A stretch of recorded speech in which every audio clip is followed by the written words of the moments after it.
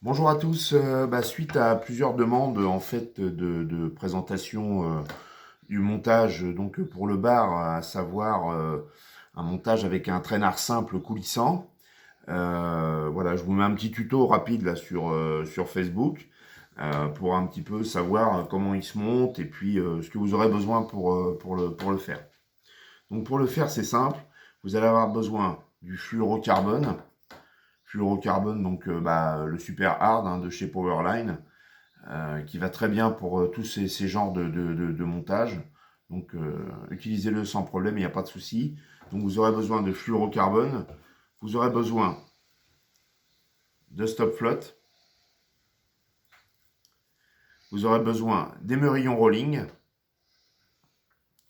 vous aurez besoin bien sûr d'hameçon, que vous devrez bien évidemment adapter à la taille des appâts que vous allez utiliser. Et vous aurez besoin aussi de perles phosphorescentes, éventuellement, ou de couleur, ou transparentes. Ça, c'est un petit peu au goût de chacun. Mais là, vu que c'est un montage que je vais faire pour la nuit, voilà, je mets des perles phospho. Le bar aime bien. Donc, en fait, le montage, il est très simple. C'est un montage qui va avoir une longueur, on va dire, qui va être compris entre 1,80 m, 2 m, voire 2,50 m. Ça, après, c'est suivant les goûts et les conditions rencontrées.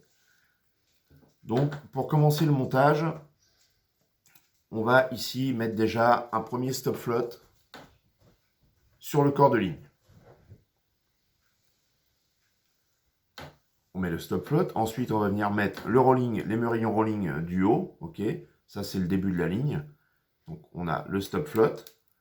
Après le stop flotte, on va venir mettre une première perle phosphorescente.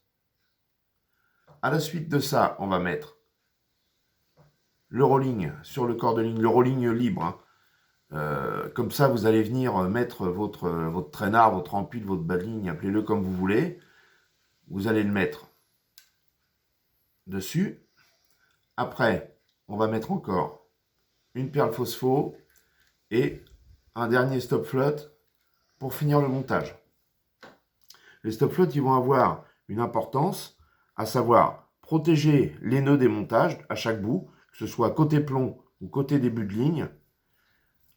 Et vont aussi vous allez pouvoir aussi régler la hauteur avec laquelle va travailler le montage dans la couche d'eau. Ça va être super modulable, vous allez pouvoir l'écarter, le monter, le descendre en fonction des conditions de mer que vous allez rencontrer. Vous voyez, ça glisse parfaitement bien. Voilà. Et vous allez pouvoir le brider ou l'écarter suivant si ça bouge, s'il y a beaucoup de ressac. Si l'eau est calme, vous allez pouvoir le mettre pratiquement libre sur toute la longueur et vous allez pouvoir le resserrer, voilà, suivant les conditions que vous allez rencontrer.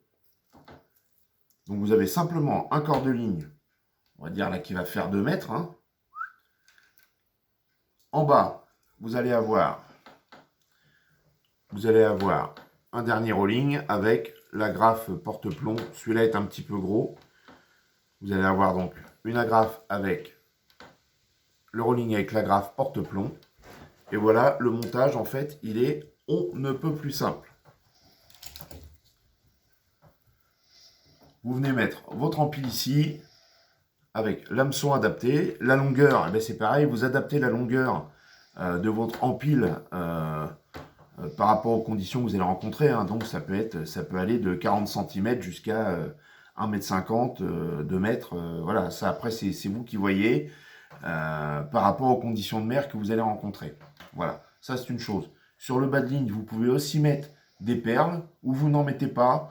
Moi très souvent j'en mets une souple phosphorescente avec un stop flotte au-dessus pour la bloquer et qu'elle aille bien aux 3/4 du bas de ligne, juste avant l'appât, de façon à attirer l'œil du poisson quand même d'assez loin pendant la nuit. Voilà. Après, au niveau des plombs, eh bien, clairement, voilà, c'est vous qui verrez ce que vous mettez comme plomb. Moi, pour ma part, celui-là, le plomb étoile, bon, il tient bien sur le fond, mais au niveau des distances de lancer, c'est pas le top. Donc, je l'utilise que très rarement.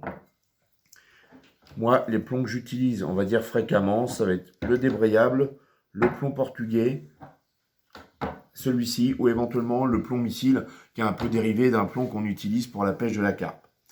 Donc voilà. Au niveau des diamètres de fluorocarbone, vous pouvez faire le corps de ligne en 40 ou 45 centièmes, voire 50 centièmes vraiment. Mais bon, moi, je le fais très souvent en 40 centièmes. Ça, la plupart du temps, ça suffit, c'est très bien. Donc 40 centièmes pour le corps de ligne. Et en bas de ligne, l'empile, on va la faire en 28, voire 30-35 centièmes. Et là, vous avez le panel un petit peu de ce qu'il vous faut pour faire le montage.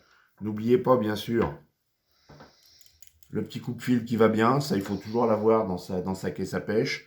Pareil, le coupe-fil là qui vient de chez Powerline, un truc tout simple, hein, mais vraiment qui fonctionne très bien, avec une petite lame.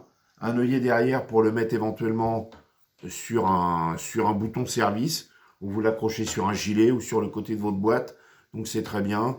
Tac, une fois replié, bah c'est clairement, ça prend pas de place. On le met dans la poche du pantalon où on veut. C'est top.